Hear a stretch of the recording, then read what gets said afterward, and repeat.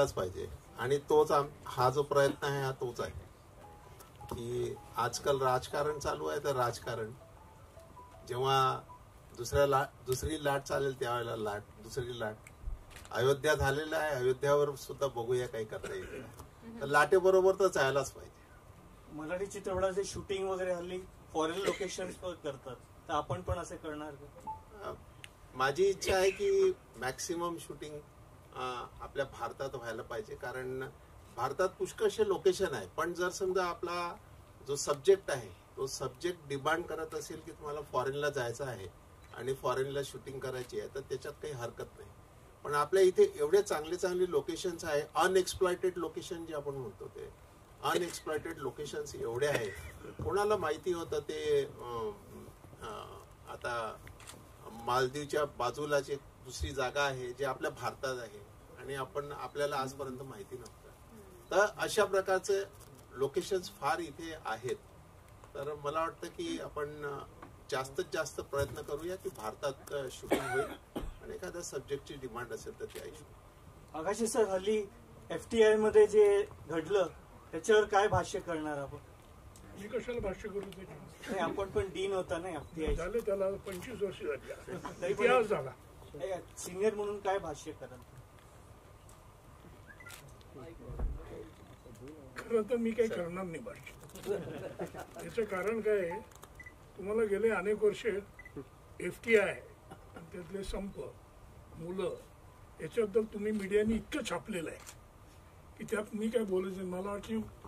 मला असं वाटतं कुठल्याही शैक्षणिक संस्थेबद्दल असं कुठे मीडियामध्ये येणं हे मला आवडणार नाहीये. एवढंच मी सांगू शकतो. Thank you sir. अजून कोणाला काही प्रश्न विचारायचे? मेरा सवाल कंपोजर से है मैम आपसे. गाने हमने सुने अभी आपके ज़बान से, सर आपकी ज़बान से भी. कहीं ना कहीं गाने बढ़िया है ही है, लेकिन ये एक सफ़र जो स्टार्ट किया था साथ में और एक अकेलापन कितना तकलीफ देह था, क्योंकि हम काफ़ी इमोशनल देखे, लेकिन कितना मुश्किल रहा क्योंकि पर्सनल और प्रोफेशनल दोनों तरीके से आपको काफ़ी टेंशन हुआ. उस बारे में जानना चाहूँ कितने गाने हैं ये? ये फिल्म में 3 गाने हैं. जैसे कि आप लोगों ने सुना ओ भाऊ, तुझी लाड़की जो मुझे बहुत पसंद है, और सभ्या रे जो एक रोमांटिक ट्रैक है. तो जैसे आपका सवाल था कि संजय जी नहीं है तो कैसा है, तो इसका जो म्यूज़िक पूरा मिक्सिंग मास्टरिंग हो चुका था. So we lost him in August 28. तो ये सारी चीज़ें हो चुकी थी. तो ये तो कंप्लीट एक प्रोजेक्ट था. बस इसकी जो लॉन्च है उसमें वो नहीं I don't know what to say शामिल नहीं हो पाए. सॉरी. मैं थोड़ी मैं जितनी कोशिश करती हूँ, घर से मैं आते वक्त सोच रही थी कि I will not be emotional end but somewhere from top he is giving me all the strength. और म्यूजिकली भी तो I am very sure end confident कि आगे जरूर बढ़ पाऊंगी मैं. बस आप सबका प्यार रहा तो आगे बढ़ूंगी ना. कितने स्क्रीन्स में रिलीज करेंगे फिल्म को? प्लानिंग कर रहे हैं. आजकल तो सारा स्क्रीन के हाथ में होता है. कितनी स्क्रीन वो लोग देंगे, ज्यादा से ज्यादा जितनी स्क्रीन मिलेगी उतनी स्क्रीन में रिलीज करेंगे. तेजस्वी मैम, मेरा सवाल आपसे है. Tell us about your character end your preparation. कोई किरदार को ध्यान में रखा था प्रिपरेशन के टाइम पे? अगर कुछ बताया आप उसके बारे में. ऍक्च्युली आपण खूप पाहतो आणि मला वाटतं की कलाकाराने एखाद्या कोणाला तरी डोळ्यासमोर ठेवून काहीतरी साकारणं म्हणजे आपण त्या चौकटीत बांधून घेणं असतं. त्यामुळे असा काही विचार मी केला नव्हता. आणि डिरेक्टर मी जनरली कोरी पाटी घेऊन जाते, कारण आपल्या डोक्यातली अझम्पशन्स आणि आपल्या दिग्दर्शकाने पाहिलेला एक अख्खा सिनेमा ह्या फार वेगळ्या गोष्टी असतात. आणि मला कायम वाटतं की मी कलाकार म्हणून कुठेतरी माझ्या पात्राचा विचार करते, पण दिग्दर्शकाने अख्खा सिनेमा पाहिला असतो. त्यामुळे त्याच्या विजनवर विश्वास ठेवून पुढे जाण्यावर मी बिलीव्ह करते. सो तशीच गेले आणि ज्याप्रमाणे संजय जींना एक्सपेक्टेड होतं त्याप्रमाणे मी काम करत गेले. ऍज अन ऍक्टर काय काय चॅलेंजेस होते ॲज अन ऍक्टर मला वाटतं आम्ही सगळेच मगासपासून बोलतोय तसं की एक सिनेमा आपण त्याच्या प्रिपरेशन्स ना किंवा त्याच्या रंगीत तालमी आपण 5 दिवस कदाचित करत असू, जिथे आम्ही हा अख्खा सिनेमा केला तेवढ्या पिरियडमध्ये. त्यामुळे ह्या कमी वेळामध्ये इतका अख्खा सिनेमा आपल्या प्रत्येकाची पात्र समजून आणि एकमेकांबरोबर समरस होऊन साकारणं हा मला वाटतं या सिनेमातला सगळ्यात मोठा चॅलेंज होता. पण एक वेगळा एक्सपिरियन्सही होता, कारण मल्टिपल कॅमेरा सेटअप्समध्ये काम करत होतो आम्ही आणि कळायच्या आत अरे हा झाला सीन, वाव मस्त. त्यामुळे इन्स्टिंक्ट्सवर विश्वास ठेवून प्रत्येक कलाकार काम करत होता आणि त्या इन्स्टिंक्ट्सवर मला वाटतं तुम्हाला सगळे कलाकार पडद्यावर दिसणार आहेत.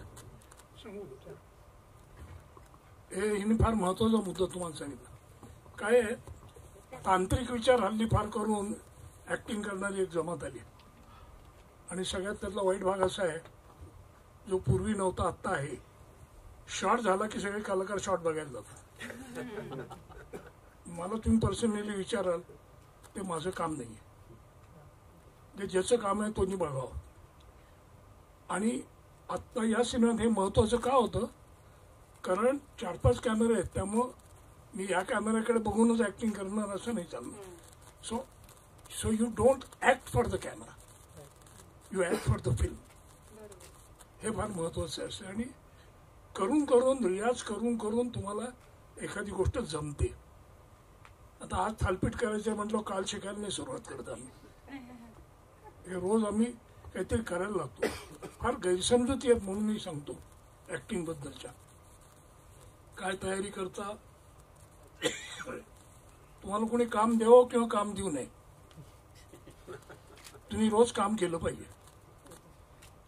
रोज स्वयंपाक करतात, रोज लोक गाणं म्हणतात, तसं ते काही लोकांसाठी गायला पाहिजे असं नाही.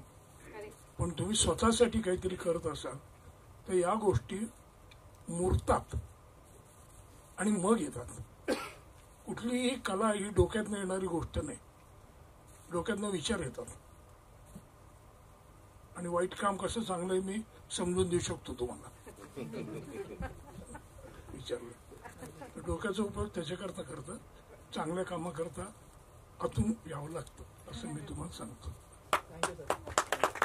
या सिनेमाचं एकच मिनिट आहे. या सिनेमाचं आणखी एक कौतुक असं आहे ना, आता काका म्हणाले तसं वेळेची मर्यादा आणि 4-5 कॅमेरा सेटअप्स असल्यामुळे आपण जनरली म्हणतो की टेलिव्हिजनमध्ये आणि फिल्म्समध्ये रिटेकची फॅसिलिटी असते, नाटकात ती नसते. पण ह्या सिनेमातले सगळे सीन्स हे नाटकासारखे छान बसवून, छान विचार करून, डिस्कस करून आम्ही 1 टेक अख्खेच्या अख्खे सीन्स केलेत या सिनेमात. सर आप आगे चलकर हिंदी में भी कुछ करने वाले?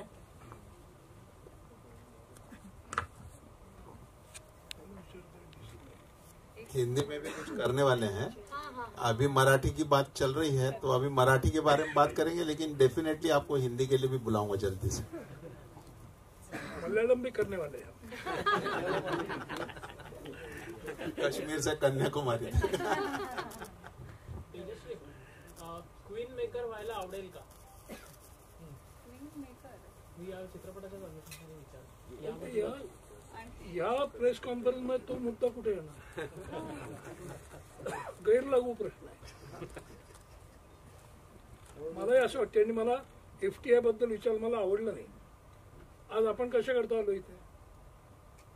या सिनेमाचा लॉन्च आहे, ट्रेलर लॉन्च आहे, गाण्याचा लॉन्च आहे. त्यात तुमच्या घरी आज कुठली भाजी केली होती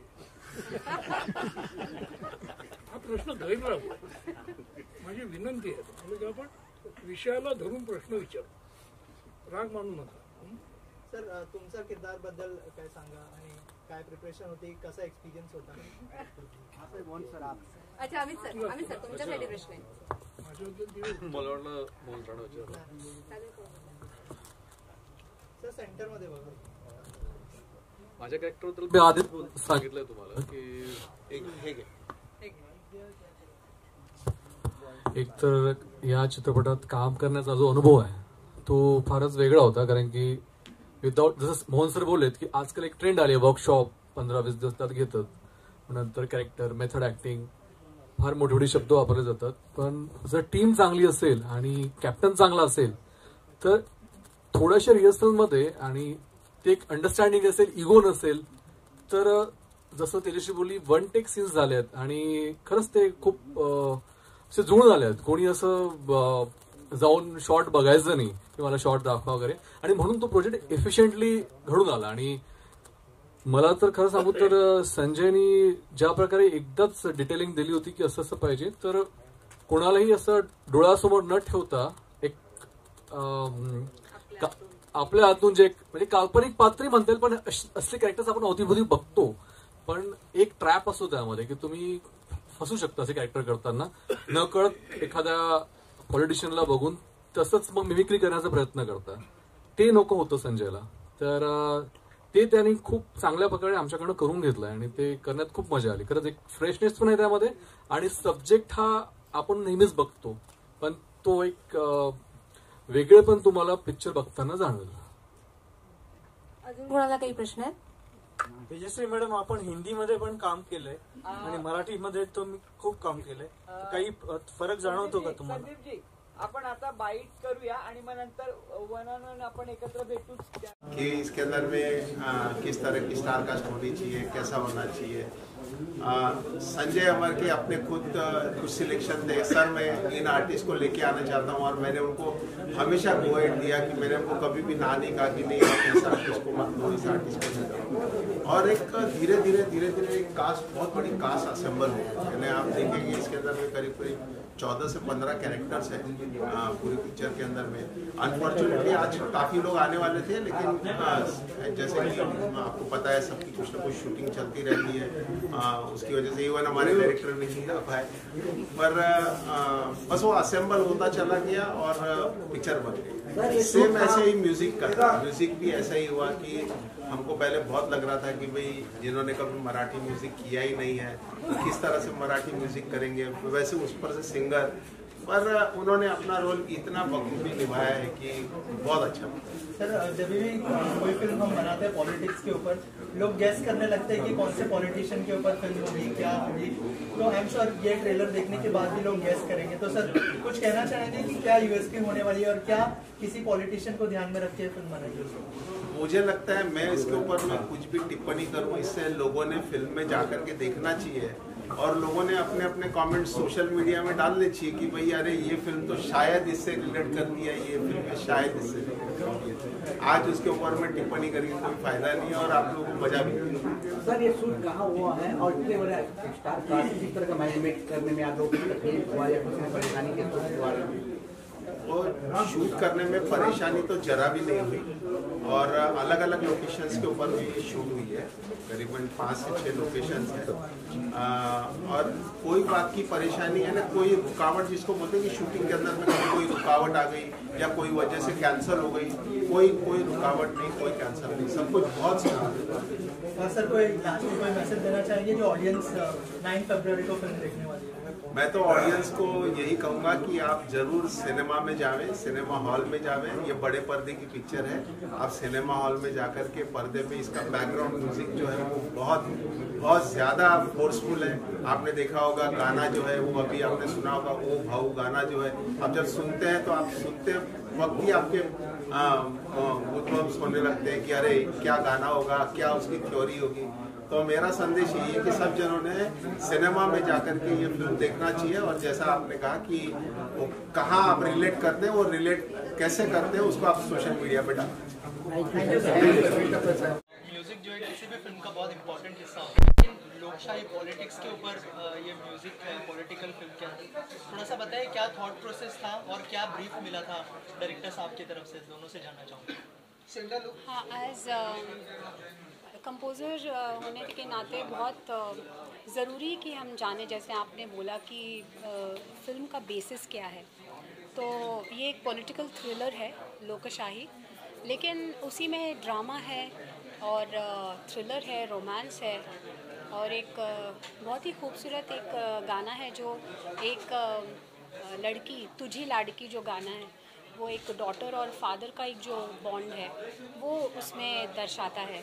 तो इसमें सारे फ्लेवर्स हैं. आप पॉलिटिकल थ्रिलर है, लेकिन एक पॉलिटिकल फैमिली में कितने सारे वो रंग उसमें इमोशंस आते हैं. तो it's a very emotional film, emotional drama. तो इसमें 3 गाने हैं. तुझी लाड़की, सखिया रे जो एक रोमांटिक गाना है, और ओ भाऊ ओ दादा जो जयदीप ने गाया है, तो वो पूरा मतलब फिल्म का सार है। ओ भाऊ ओ दादा एक मोटिवेशनल गाना है जो डेमोक्रेसी के बारे में बात करते हैं। तो यही ब्रीफ था हमारा कि इसके अकॉर्डिंगली गाना होना चाहिए। सर आप क्या कहना चाहेंगे सर की तरफ से, क्या ब्रीफ था और कैसा एक्सपिरियंस था? ब्रीफ असं होतं की पॉलिटिकल फिल्म आहे, पण मला जे गाणं गायचं होतं ओ भाऊ ओ दादा, ते अत्यंत मोटिवेशनल असं गाणं होतं आणि ते गाणं गाण्यासाठी त्यांनी मला आधी जेव्हा आम्ही सुरुवातीला ते गाणं रेकॉर्ड केलं तेव्हा फक्त असं सांगितलं होतं की पॉलिटिकल फिल्म आहे, पण नंतर फायनल रेकॉर्डिंगच्या वेळेला काही सीन्स आम्ही रशेस काही बघितले होते, त्याच्यामुळे एक लक्षात आलं की इतके मोठे मोठे कलाकार, चांगले कलाकार एकत्र येऊन एक फिल्म करतात आणि त्याच्यासाठी आपला आवाज द्यायचा आहे। सो ते मोटिवेशन अजून जास्त करून आम्ही फायनल रेकॉर्डिंगला जास्त पुश केलं आणि खूप चांगला एक रिझल्ट मला असं वाटतं की आता तुम्हाला ऐकायला मिळेल। आजच ट्रेलर लॉन्च झालं आहे आणि मला इतका आनंद होतो आहे की ओ भाऊ ओ दादासारखं गाणं पूर्ण फिल्ममध्ये एक बॅकड्रॉपसारखं यूज झालं आहे। सो थँक्स टू संजय राजी द कंपोजर्स की त्यांनी माझा आवाज चूज केला आणि आय एम व्हेरी हॅपी की एका इतक्या मोठ्या आणि इम्पॉर्टंट फिल्मला 2024 मधल्या माझा आवाज लागतो। Very happy. थँक्यू।